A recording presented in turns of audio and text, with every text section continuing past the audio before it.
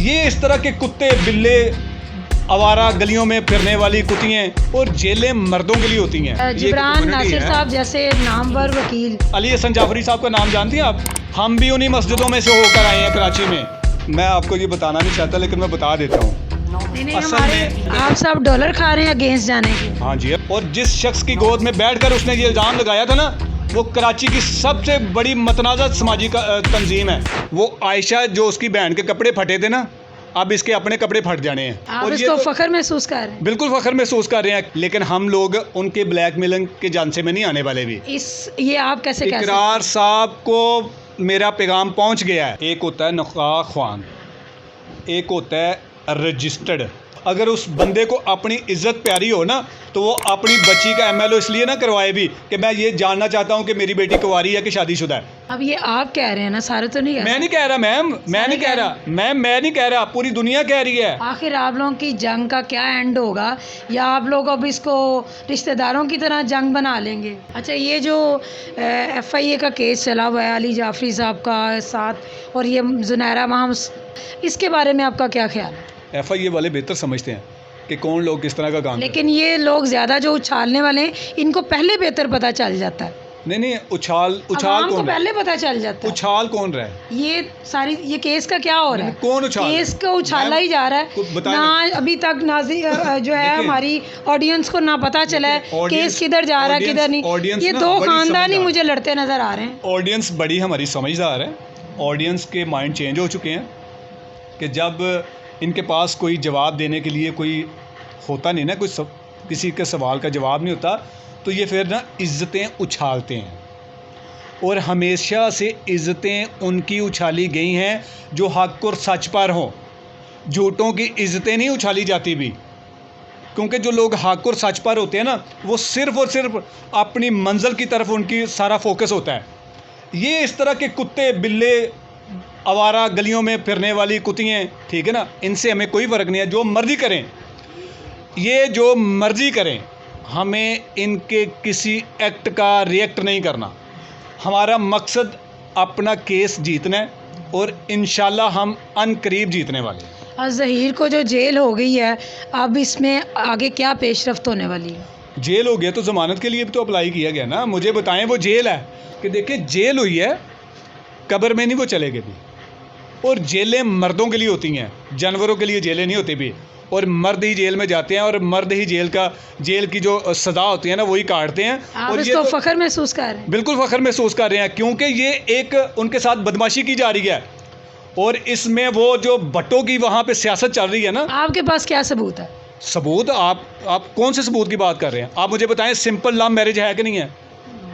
तो फिर इसके बाद पीछे क्या रह गया? लेकिन ये तो दो खानदानों का झगड़ा चला हुआ है, जिनका बेटा है जिनकी बेटी। आप लोग जो है दरमियान में जंग क्यों क्रिएट कर रहे हैं? मैम, हम लोग जंग नहीं चाहते। जंग वो लोग चाहते हैं, वो एक जो मकरूह धंधा करता है शख्स, जिसको आप ख़ानदान से जोड़ रही हैं। मैं तो उसे ख़ानदान का नाम मैं अपनी ज़ुबान पे नहीं लेना चाहता। वो इतना घटिया शख्स है। अगर उस बंदे को अपनी इज़्ज़त प्यारी हो ना, तो वो अपनी बच्ची का MLO इसलिए ना करवाए भी कि मैं ये जानना चाहता हूँ कि मेरी बेटी कुंवारी है कि शादीशुदा है। कोई भी गैरतमंद माँ बाप जो होगा ना, वो अपने बच्चों को कत्ल कर सकता है, वो खुद मार सकता है, लेकिन इस तरह की बेहयाई नहीं पिला सकता भी। लेकिन आपको पता है वो वालदैन है, मेहंदी काज़मी साहब देखें, वालदैन है, और हर वालदैन को ये हक़ होता है कि वह अपने बच्चों के लिए लड़े। तो आप उनकी जो लड़ाई है उसके अगेंस्ट क्यों जाते हैं? वालदैन बच्चों के लिए लड़ाई लड़ें, लेकिन वालदैन बच्चों से लड़ाई ना लड़ें भी। वो बच्चों से लड़ाई लड़ रहा है, उसकी अपनी बेटी के साथ जंग है, उसकी अपने दामाद के साथ जंग है। आप मुझे बताएं, आप भी माशाल्लाह से आपके भी बच्चे होंगे, क्या आप भी कल को अपने बच्चों के साथ, अपने दामाद के साथ या अपनी बेटी के साथ इस तरह की जंग लड़ेंगी? सवाल नहीं बनता भी। ये फंडिंग चल रही है इनको पीछे से, अमीर होना चाहते हैं, छोटे से घर में ये रहते हैं। आप सब डॉलर खा रहे हैं अगेंस्ट जाने के? हाँ जी, अल्हम्दुलिल्लाह हम काम करते हैं। हमने सुना है आप लोगों को काफ़ी डॉलर आ रहे हैं ये बात उछालने के, इसके खिलाफ लड़ने के। जी बिल्कुल, हम काम करते हैं और यूट्यूब हमें पैसे देता है। नहीं, यूट्यूब के अलावा आप बाहर से कोई फंडिंग खा रहे हैं, उसका बाकायदा प्रूफ देखा है हमने। और दिखाएं ज़रा मुझे भी। ये इकरार साहब का चंद 2 दिन पहले ही वीडियो लगा था और वीडियो में उन्होंने बाकायदा प्रूफ दिखाया कि ज़ुनैरा महाम ने भी ये उनकी बाकायदा रिकॉर्ड दिखाया है, जो उनकी रसीदें थी कि उसमें इतने पैसे इतने डॉलर आए हुए हैं। तो आप सबकी टीम एक ही है ना? आप मुझे बताएं कि वो रसीदें आपने देखी हैं? हमने भी वीडियो में देखी हैं। वीडियो में देखी है ना, रसीदों के बारे में तो आपको पता है। जी जी, एक रसीद मैं भी आपको दिखाऊं? मैं भी आपको दिखाऊं? बिल्कुल, हमारे नाजरीन देखना मैं भी आपको चाहिए। दिखाऊं? ये लें, ये रसीद है और इसमें मुझे बताएं कि मेरा नाम कहाँ पर लिखा हुआ है।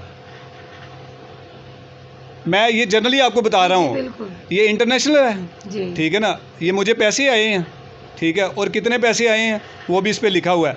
नाम आप मुझे बता दें कि जो इतना बड़ा वो झूठे मक्कार शख्स ने, ब्लैक मिलर ने, मैं कहता हूँ कि अगर मैंने उसकी ऑडियोज़ लीक कर दी ना, तो जिसकी उसकी जितनी सी इतनी सी इज़्ज़त अब बच गई है ना, वो आयशा जो उसकी बहन के कपड़े फटे थे ना, अब इसके अपने कपड़े फट जाने हैं। तो मैं नहीं चाहता कि इज़्ज़त महफूज रहे। और बेहतर यही है इकरार साहब के बारे में कि इकरार साहब, अब आप में गैरत है ना, तो आप इस केस पर बात मत कीजिएगा। आपने पहले दिन कहा था, वो क्या नाम, मैम लोगों को, और मैम लोगों को, FIA एक फेडरल अदारा है, वो सरकारी अदारा है जिसका उससे कोई तल्लक नहीं है। वो ARY का एक एंकर पर्सन है। इन्वेस्टिगेशन का काम करते हैं वो कैसे करते हैं? वो इसी तरह करते हैं, लोगों को जैसे ब्लैकमेल करते हैं। लेकिन हम लोग उनके ब्लैकमेलिंग के जानसे में नहीं आने वाले भी। ये आप कैसे कह सकते हैं? इकरार साहब को मेरा पैगाम पहुंच गया है। इकरार साहब के पास ना सबूत थे, ना हैं, ना होंगे। उसने जिसकी कहने पर ये वीडियोस बनाना शुरू की थी और फिर उसके बाद माफ़ी उसने किस शख्स से मांगी, और अब उसने वीडियो बनाना क्यों बंद किया? उसे पता था कि अब मेरी इज़्ज़त जो है ना वो ख़त्म होने वाली है, क्योंकि पहले उसकी बहन ने उसकी इज़्ज़त ख़त्म कर दी थी, ठीक है। अब इसके बहनोई ने इज़्ज़त ख़त्म कर देनी है, क्योंकि उसने वो दुआ को अपनी बहन का है ना, हमारी तो वो बाबी है, तो ज़हीर तो फिर उसका बहनोई हुआ ना। तो अब अल्लाह का आप शुक्र अदा करें कि अनकरीब वो अपने बहनोई से या अपने दामाद से वो माफ़ी मांगेगा। अच्छा, ये जो निकाह ख्वाह का जो सिलसिला चल रहा है, वो जेल में है और बाकायदा वीडियो में उन्होंने कसम खा के कहा कि मैं 10 कुरान पाक की कसम खाता हूँ कि ये जो है निकाह जाली है। इस बारे में क्या कहेंगे? अब वो निकाह ख्वाह भी झूठा है। मैं आपको बताता हूँ, इस पर मैं आपको बताता हूँ। एक होता है निकाह ख्वान, एक होता है रजिस्टर्ड। जो निकाह का रजिस्टर्ड होता है उसके ऊपर ना एक स्टंप लगी होती है और उसके ऊपर लिखा होता है कि निकाह रजिस्ट्रार फ़लाँ फ़लाँ। मैं आपको ये बताना नहीं चाहता, लेकिन मैं बता देता हूँ। नहीं, हमारे नाज़रीन जो हैं वो ये सुनना चाहते हैं। असल में वो निकाह ख्वाह नहीं है।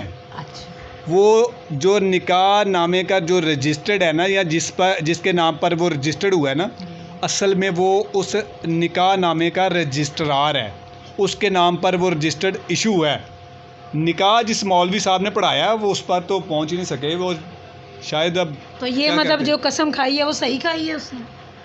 मुझे नहीं पता उसने कहाँ पे कस्में खाता रहा है। वीडियो में देखा है उसने कसम खाई। मुझे नहीं पता कि उसको कस्में किस तरह से खिलाई गई हैं। 10 कुरान पाक का लफ्ज़ इस्तेमाल हुआ। और मैम देखें, जितना बंदा सबसे बड़ा झूठा होता है ना, उतनी बड़ी बड़ी कस्में खाता है, ठीक है ना। और ज़हीर साहब के जो ससुर हैं माशाल्लाह से, उन्होंने नहीं कसम खाई थी कि मैं अपनी बेटी का ऐलान करवाने के लिए मस्जिद में गया था। मैं 10 मस्जिदों में गया हूँ, मेरी बेटी का किसी ने ऐलान नहीं करवाया। ये कितना बड़ा उसने फ़िरका वारियत को हवा देने की कोशिश की थी। हम भी उन्हीं मस्जिदों में से होकर आए हैं कराची में, और जिस शख्स की गोद में बैठकर उसने ये इल्ज़ाम लगाया था ना, वो कराची की सबसे बड़ी मतनाज़ा समाजी तंजीम है। और जिस शख्स की गोद में बैठकर उसने ये इल्ज़ाम लगाया था ना, वो कराची की सबसे बड़ी मतनाज़ा समाजी तंजीम है। वो सिर्फ दिखावे के लिए होता है कि जिसने इतना राशन इकट्ठा कर लिया। देता वो किसको है? क्या पूरे कराची को बांट रहा है? वो सिर्फ अपनी मखसूस कम्युनिटी को देता है, ऐसे लोगों को। अब दोबारा से अपनी उसकी गोद में जाके बैठ के कहता है जी मेरा केस तो बहुत मामूली है, आप तो बड़ा केस लड़ रहे हैं। ये एक मोनोपोली है। जिब्रान नासिर साहब जैसे नामवर वकील उनके केस को पूरा हैंडल कर रहे हैं शुरू से अब तक, उनके बारे में आप क्या कहेंगे? आप ना इस्तग़फ़ार पढ़ें। जिब्रान नासिर ना, जितनी मेरी उम्र है ना, जितनी उसकी उम्र है उतना मेरा तजर्बा है, ठीक है। और जिब्रान नासिर को आप कह रहे हैं इतने बड़े वो वकील, कहाँ से वो बड़े होंगे? कद उनका होगा 6 साढ़े 6 फीट का। आप कद को देख कर ना करें कि वो बहुत बड़े हैं। उन्होंने बड़ा ऐसा कौन सा काम किया? अली हसन जाफरी साहब का नाम जानती हैं आप? जी जी बिल्कुल। बिल्कुल। आप अपने घर में किसी बच्चे से भी पूछेंगे ना कि अली हसन जाफरी साहब कौन है, तो वो बच्चा भी बताएगा कि वकील एक ही है, अली हसन जाफरी साहब। आप लाहौर में पूछें, आप इस्लामाबाद की गलियों में चले जाएं, आप कराची की गलियों में चले जाएं, आप पाकिस्तान से बाहर चले जाएं किसी भी मुल्क में, सिर्फ वकील का नाम आएगा तो एक नाम आएगा, वो नाम है अली हसन जाफरी। अब ये आप कह रहे हैं ना, सारे तो नहीं कह मैं नहीं कह रहा मैम, मैं नहीं कह रहा मैम, मैं नहीं कह रहा, पूरी दुनिया कह रही है, पूरी दुनिया कह रही है। आज आप जिस ऑफिस में बैठे हैं ना, ये किसका ऑफिस है? ये उस मतनाज़ा वकील का ऑफिस नहीं है। और यहाँ पर हर मीडिया पर्सन के लिए दरवाजे ओपन हैं, जो मर्जी आए।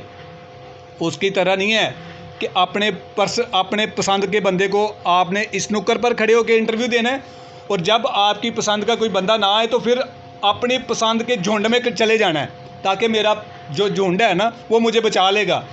लेकिन जो फाइटर होते हैं ना, उनकी निगाह बहुत तेज़ होती है, वो ऐसा माथे पे निशाना लगा के हिट करते हैं कि वो उसकी आने वाली नस्लें याद करती हैं। आखिर आप लोगों की जंग का क्या एंड होगा, या आप लोग अब इसको रिश्तेदारों की तरह जंग बना लेंगे? मैम एंड ये होने वाला है कि सुनो सुसर जी, मान लो अब हमारी बात, क्योंकि दुल्हन तो जाएगी अब दूल्हे राजा के साथ, और दुल्हन ने आना ही आना है, दूल्हे राजा ये ने आप ना इतने दावे से कैसे कह सकते हैं? मैंने जो बात की अल्हम्दुलिल्लाह दावे से किया और पूरी हुई है, और ये भी पूरी होगी, लिख लीजिएगा। जी नाज़रीन, आपने एडी साहब की तमाम जो है वो गुफ्तगू सुनी, जो भी उन्होंने नई अपडेट जो है वो बताई है। हमने बाकायदा इनकी मर्ज़ी से तमाम डिस्कशन आपके सामने रखी है। अब ये फ़ैसला हम आप पे छोड़ते हैं कि आप दोनों पार्टीज़ के बारे में जो सुनते हैं, जो अपनी राय का इज़हार जो है वो अपने कमेंट्स में ज़रूर कीजिएगा। इंशाअल्लाह ताला नई अपडेट के साथ आपकी खिदमत में फिर से हाज़िर होंगे। तब तक के लिए अपनी मेज़बान को इजाज़त दीजिए। अल्लाह हाफ़िज़। ये सुने ज़रा।